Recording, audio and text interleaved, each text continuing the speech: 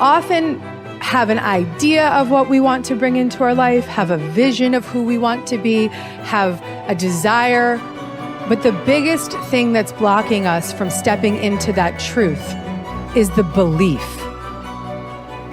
Now, if these negative beliefs are very strong in you, then how can you possibly create a loving, joyous, prosperous, healthy life?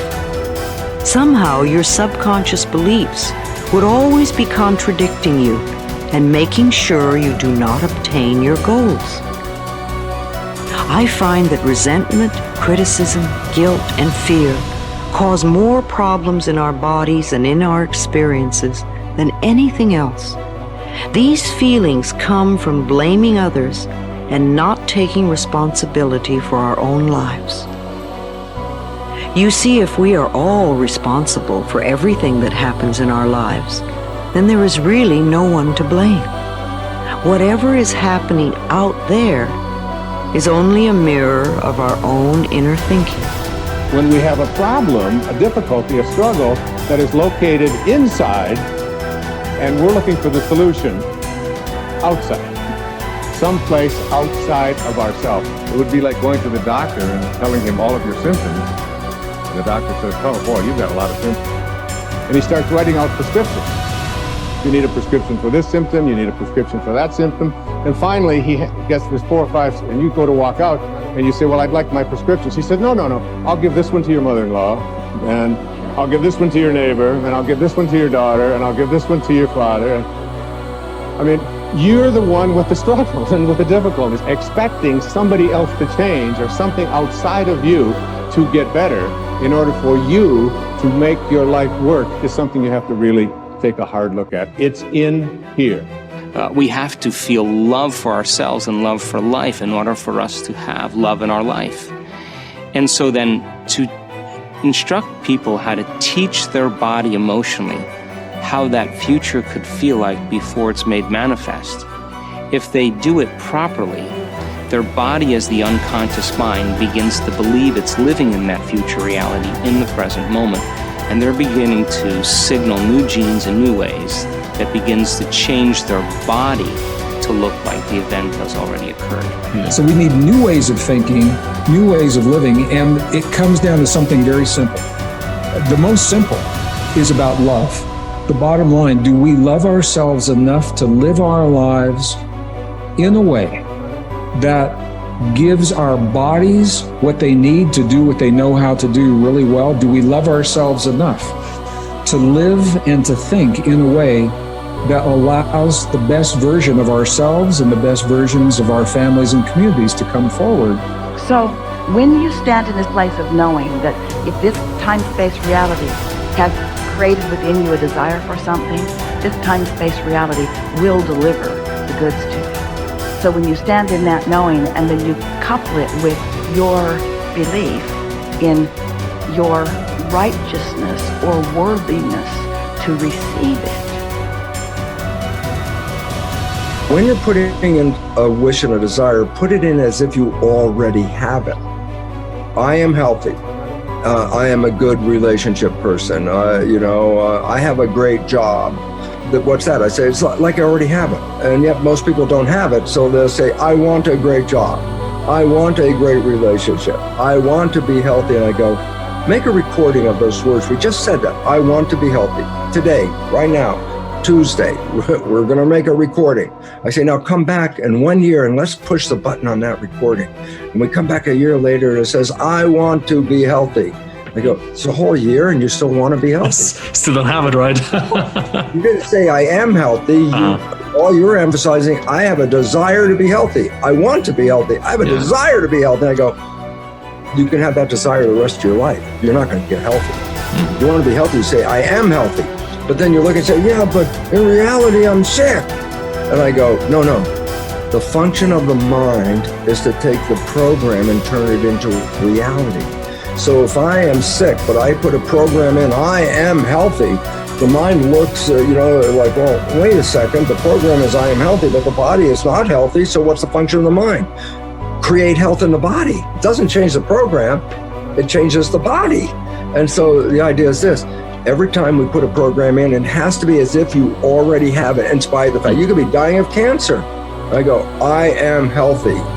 It sounds kind of weird. And I go, don't worry about it. Just put it on I am healthy, because once it is a program, the function of the mind is to manifest it as reality. Mm-hmm. That's the part. And so my little caveat, you brought it up, I'm emphasizing it, and that was simply this, that whatever you're downloading, you have to say it as if you already have it.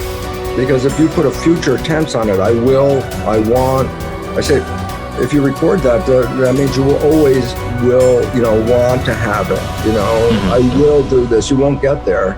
So I just wanted to bring that in, because if we're making a program, then you must make sure it says as if you already have it, in spite of the fact you don't. Top people look for the good in every situation. They know that it is always there.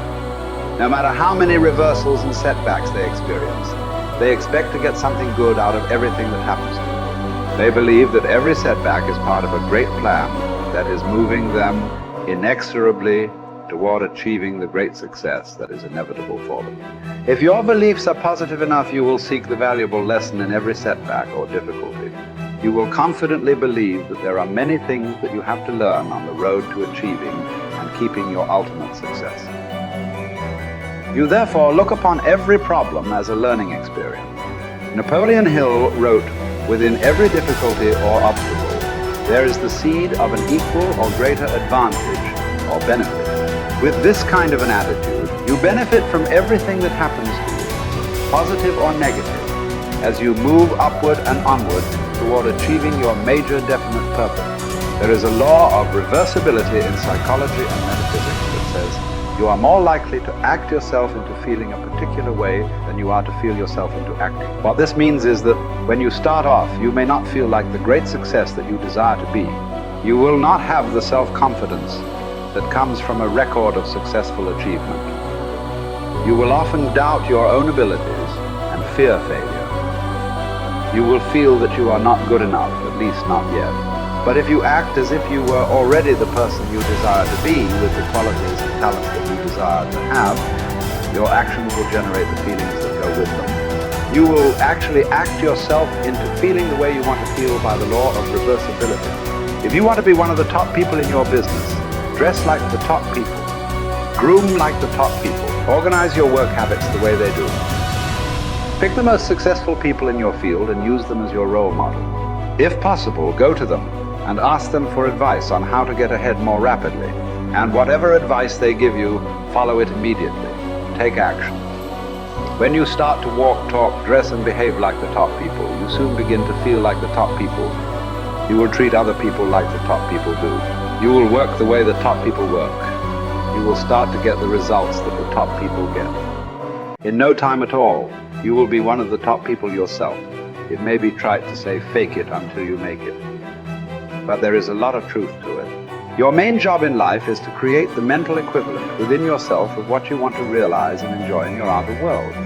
Your focus must be on creating the beliefs within yourself that are consistent with great success you want to be in your outer world. You achieve this by challenging your self-limiting beliefs, rejecting them, and then acting as if they did not exist. You reinforce the development of new life, enhancing beliefs by increasing your knowledge and skills in your field to the point where you feel equal to any demand or challenge. You accelerate the development of new, positive beliefs by setting bigger and more exciting goals in every area. Finally, you act continually as if you were already the person that you desire to be. Your aim is to reprogram your subconscious mind for success by creating the mental equivalent in everything you do or say. Momentum develops the mindset. Momentum conditions the mind to confidence. Like just moving forward every day, even a small thing. If you just said, every day I'm gonna do 3 things to move my life forward, and you just did those 3 things every single day. Today I'm gonna do these 3 things to move my life forward. It could be sending an email, calling somebody, having that prospect meeting. It could be as simple as like, oh, okay, I'm gonna work towards this goal. I'm gonna finish this presentation. I'm gonna create this thing. Whatever it is for you, like do that thing.